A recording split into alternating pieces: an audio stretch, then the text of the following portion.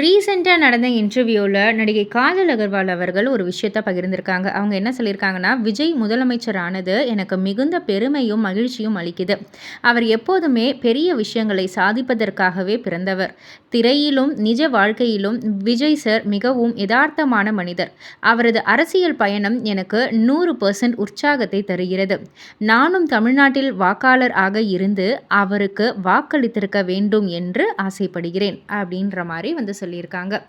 இதை பற்றி நீங்கள் என்ன நினைக்கிறீங்க? உங்களுடைய கருத்து என்ன அப்படின்றத கீழே உள்ள கமெண்ட் பாக்ஸில் குறிப்பிட்டு சொல்லுங்கள். மறக்காம சேனலில் சப்ஸ்கிரைப் பண்ணி பக்கத்தில் உள்ள பெல் ஐக்கானை கிளிக் பண்ணிவிடுங்க. இப்போது தேசிய விருது கொடுத்துருக்காங்க, எல்லாருக்குமே தெரியும். ஸோ நம்ம முதலமைச்சர் விஜய் அவர்கள் எல்லாருக்குமே வாழ்த்து தெரிவிச்சிருக்காரு. தமிழ் திரையுலகம் 10 தேசிய விருதுகளை பெற்றிருப்பது ரொம்பவே பெருமைக்குரியது அப்படின்ற மாதிரி முதலமைச்சர் விஜய் அவர்கள் பெருமிதம் பட்டார். வரும் காலங்களில் தமிழ் திரையுலகம் மேலும் பல விருதுகளை பெற வேண்டும் எனவும் கலைஞர்களுக்கு வாழ்த்துக்களை தெரிவிச்சிருக்காரு.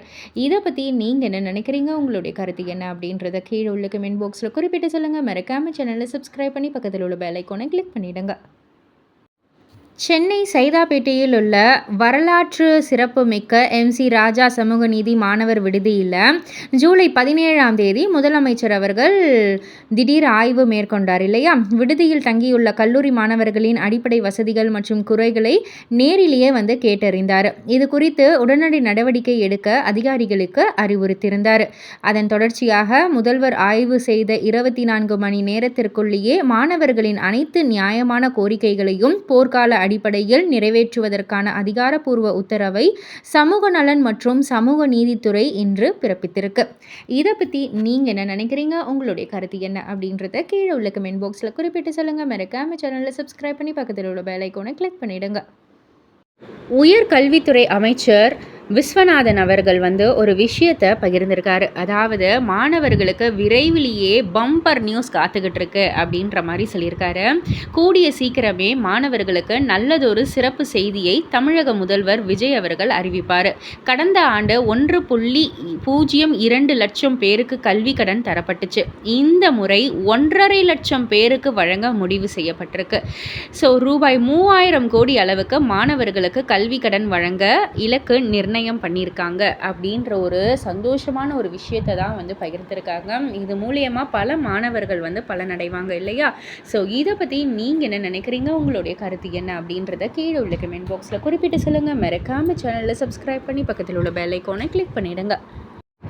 ஆக்டர் சின்னி ஜெயந்த் அவர்கள் தமிழ் சினிமாவில் ரொம்பவே பரிச்சயமான பிரபலமான ஒரு நபர் அப்படின்னே சொல்லலாம். இவர் சமீபத்தில் ஒரு நிகழ்ச்சியில் அவருடைய மகனை நினைத்து ரொம்பவே பெருமையாக ஒரு விஷயத்தை பகிர்ந்துக்கிட்டாங்க.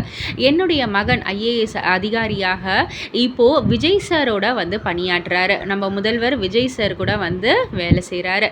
ஸோ விஜய் சாரோடைய ரூமில் இருந்து 5வது ரூமில் தான் என்னுடைய மகனுடைய அறை இருக்குது. ஸோ இதை நான் ரொம்பவே ப்ரௌடாகவே நான் சொல்லிக்கிறேன்.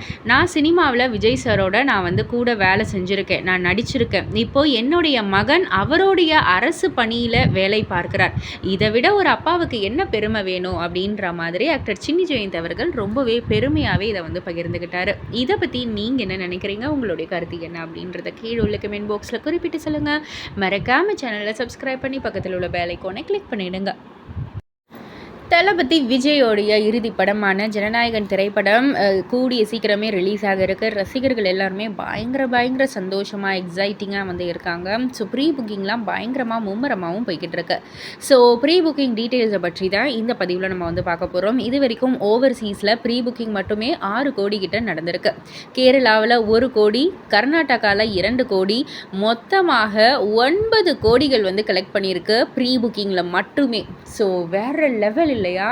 நம்ம தளபதி தான் ஏகப்பட்ட நிறைய ரெக்கார்ட்ஸை பிரேக் பண்ணுறதுக்காக இந்த ஒரு ஜனநாயகன் மூவி காத்துக்கிட்டு இருக்கு அப்படின்னே சொல்லலாம். பொறுத்திருந்து பார்ப்போம். இதை பற்றி நீங்கள் என்ன நினைக்கிறீங்க? உங்களுடைய கருத்து என்ன அப்படின்றத கீழே உள்ள கமெண்ட் பாக்ஸில் குறிப்பிட்டு சொல்லுங்கள். மறக்காம சேனலில் சப்ஸ்கிரைப் பண்ணி பக்கத்தில் உள்ள பெல் ஐக்கானை கிளிக் பண்ணிவிடுங்க.